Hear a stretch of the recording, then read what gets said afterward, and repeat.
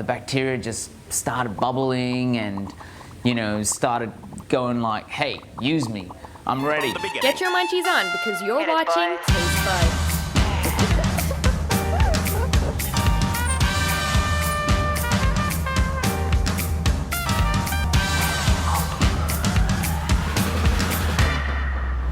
Good morning! It's a bright day and we are here at Sideways where they're gonna make some really wood-fired handmade sourdough bread. I've never seen bread being made, have you? Yes, but I'm very excited to see how they make this from scratch. Yeah, let's go check it out. Let's go. This is Khialani. He grew up in Australia and studied law, but was always into building things and, of course, food. He built his own fire break oven at his joint Sideways, which also happens to be one of the rare places in Singapore that has this oven. Every baker out there knows that eventually the dream will come true where you'll get to have your own fire brick oven. It took me 2.5 weeks. Really, 1.5 weeks was literally cutting the bricks, because to cut fire bricks, they're not very easy to cut.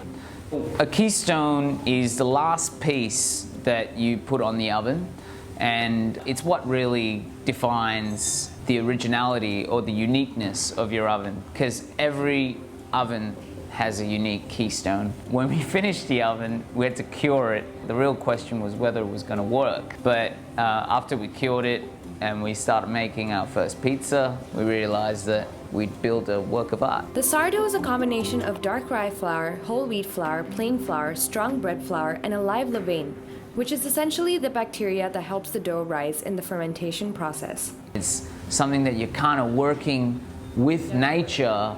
You're kind of working in this symbiotic kind of relationship with nature to create food. I started to experiment with levains, and I failed many times. I didn't learn it overnight. I basically tried it, didn't work. Used another flour, didn't work. Used another flour, didn't work. Eventually, tried a certain flour, started to work. Then I was like, okay, there's a correlation here. What can I do? The beauty of making sourdough is that it does take experimentation, but it's also unique to the place. So the sourdoughs in Singapore would have a flavor that's unique to Singapore compared to the sourdoughs in, say, San Francisco or Italy or Australia or wherever else it is that you're making it. And the reason is because the bacteria is similar but different. The dough is divided up and cooled between 10 to 15 degrees so that it sets a bit and takes shape. When it rises halfway, they fold it once more to give it that elasticity. Then it's time to bake.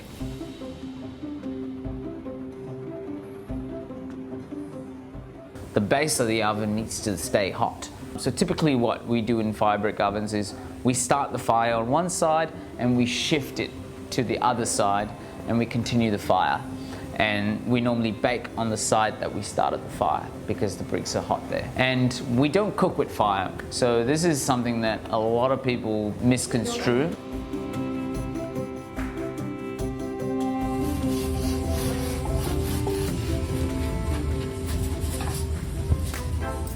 Maybe we should try it plain first. Plain first, yeah. Oh, look at that. Oh, look at the bubbles. Oh, how light is it? It's so light. Yeah, it's so springy. It's tasty. It is. And there's like this bounce to it. Yeah. And when you take a bite of it, you can actually feel that elasticity Yeah. that I think he achieved from folding it. That's a lot of work to go into this, but it's so totally worth it. Right? Yeah. I'm forgetting to put the dip. Oh, It's so good. supposed to taste the, yeah, exactly, right?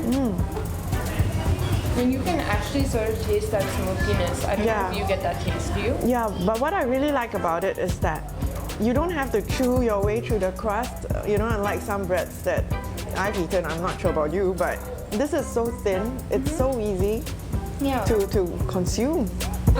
So we just tried the sourdough and it was amazing. We had a good time, yeah? I had a really good time. Did you enjoy learning about wood fire ovens? Oh yes, I love hearing all about how it's built from scratch. Are you gonna make one yourself? No, not particularly. Not yet. Oh well.